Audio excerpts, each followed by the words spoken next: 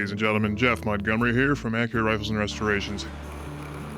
This is just going to be a real quick kind of video diary of this Ruger No. 1 build. Unfortunately, I was really busy at the time, just didn't have enough time to sit there and document every single step of it like I normally would. But it covers the broad strokes of everything. So, this is a McGowen barrel. I like using McGowen because they can give me a good copy of the original barrel. They get super close on all the dimensions, so that I don't have to do a lot of inletting in the stock, and just matches the original kind of footprint like it should. So it's a 1 8.5 twist for a 7mm PRC cartridge. This rifle started life out as a 7mm Remington Magnum, and the customer wanted to upgrade to a 7 PRC. So first step of the process for the barrel is turning down the barrel shank there, the thread tenon. And here I'm doing a relief cut for the front because those Rugers need a bit of a relief.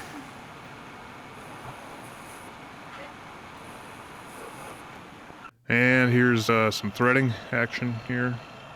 As far as I remember, it's a 1 inch, and threads per inch is 16.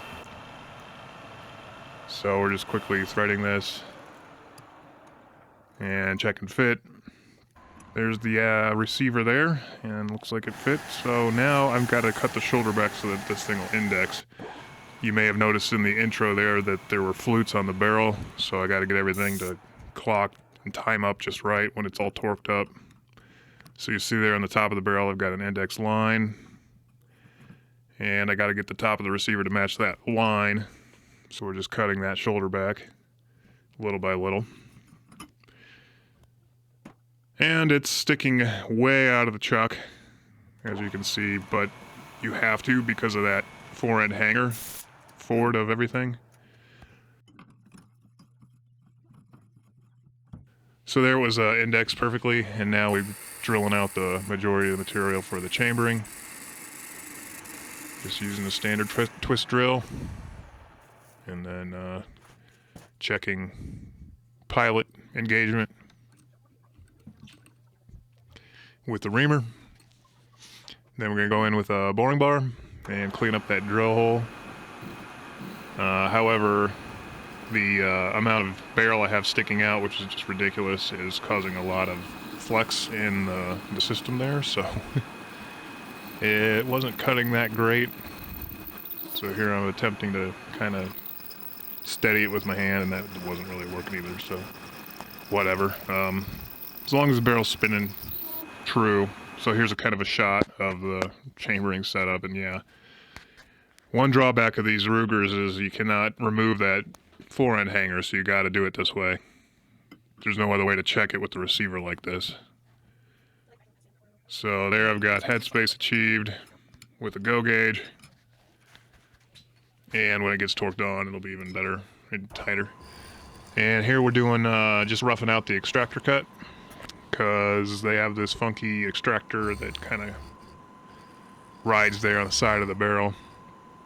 So this also has to be timed properly. Just using like a 1/4 inch ML to rough out most of that material, and then we'll go in there with a file and just kind of fine tune things if we have to.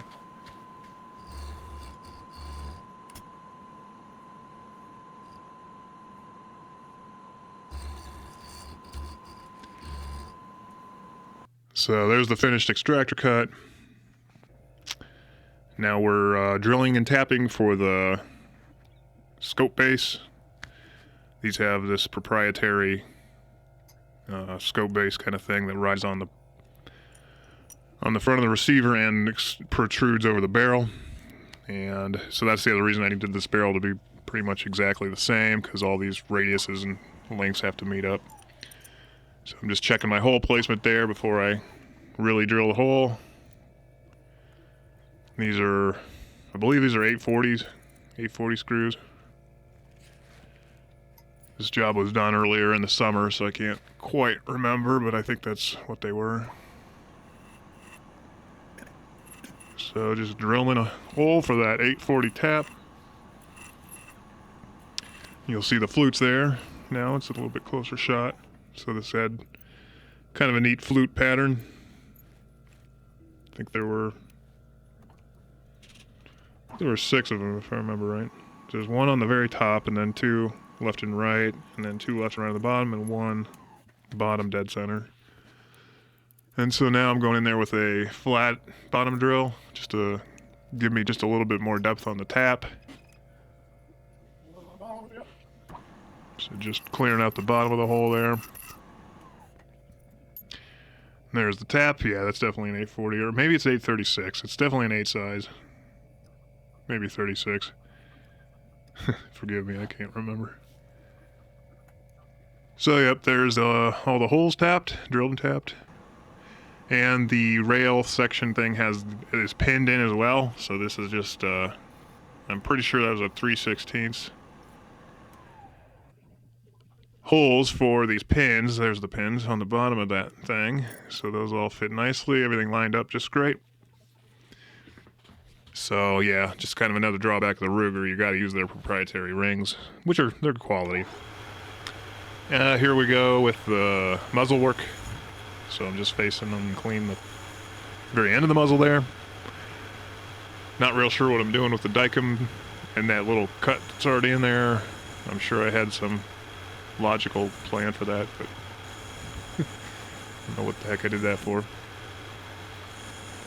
So we're going to put a muzzle brake on this thing. So cutting half 28, I believe, half 28 threads here, because the barrel's a bit skinny towards the end there. Yeah, that looks like 28. Yep, there you go. Alright, going in and finishing that out.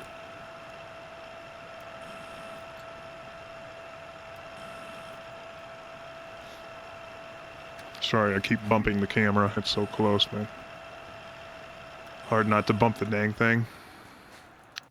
And there's the radial style brake. Looks like it fits just fine. So I get these roughed out. I get these from Harrell's Precision, and so he just sends them in the rough, and then you finish them off to the barrel diameter and the cartridge caliber. So once that's bored out, we'll just chamfer that like that. Now we're going to turn it down to the barrel diameter. So it looks like a 3/4 inch break, and then we're turning it down to probably whatever that is, 680 thousandths, something like that.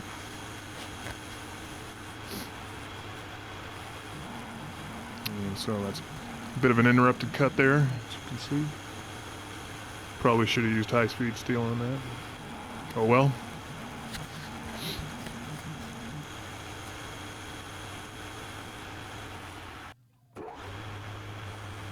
And there's the classic focusing on everything except what I'm doing. So there, it's finally focused. I'm getting real close here.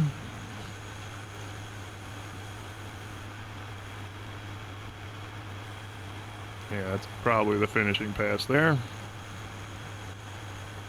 Maybe not.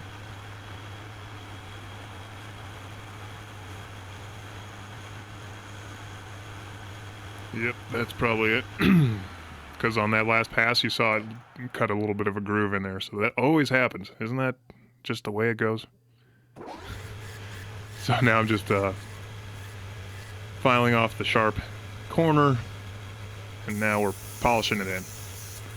And yeah, look at that. 2 nice grooves in there. So just never fails. So that transition, the seam there is starting to disappear. And unfortunately we have these giant grooves to polish out, so just took a little longer than normal. But we'll get them.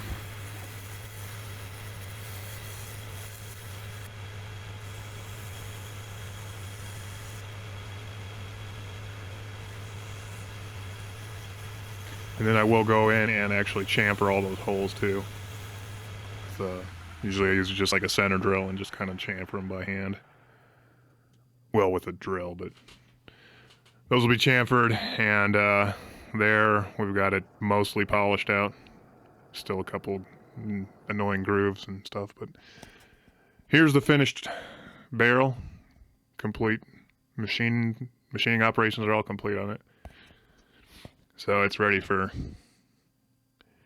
pretty much installation, but there's some finishing work to do on the other parts. Yeah, there's some chamfers cut back in those holes. And everything lines up real good. That top flute with the top of the rail and then the top of the receiver. Everything will torque into place nicely. Now here's a modification I do to the fore end hanger. You basically drill and tap and insert this little set screw, and that what that does is push the fore end hanger and the fore end off the barrel, because on these Rugers it's notorious those fore ends are touching the whole time, causing a whole bunch of problems with accuracy and consistency. So that's just a modification. So there it is in action. Real simple thing, but seems to be pretty effective actually. Of course, this is a match grade barrel and some other improvements, but here's a new recoil pad that we're going to install. So I got the buttstock prepared, all flattened out, sanded, and the holes filled. And there's the new pad installed. Oversized, so we can go in there and fit it, grind to fit kind of style. It's a Limbsaver. And you never get them perfect on these finished stocks. The guy didn't want a stock refinish, so you got to be real careful about not biffing it. And so it fits almost perfectly. There's going to be a tiny bit of a lip there just because you can't sand all the way down or it'll scratch the crap out of the stock. So you'll see a little bit of a gap, but that's just how it goes with these kind of pad replacements when you have to use the existing stock there. Customer was happy, so that's all that matters. Here's a very nice, pretty piece of walnut. And here we are at the range. I'm gonna function test it, test fire it. Just a quick grouping test with factory ammo and the first 9 shots out of the barrel, looks like. So there it is, finished up. We re-blued everything, as you can see, and everything turned out real nice. So something you're interested, don't hesitate to get in touch. Information will be in the description there. And there's a 3-shot group. Touch under 1 MOA. Brand new barrel, so still needs to be broken in and whatnot, but yeah, happy with that. I don't recall what the customer was having at the time, but that certainly is acceptable in my book for a Ruger No. 1 in a hunting rifle configuration with a skinnier fluted barrel. And so that's after the mod, the barrel hanger mod. So anyway, that wraps up another great rifle build.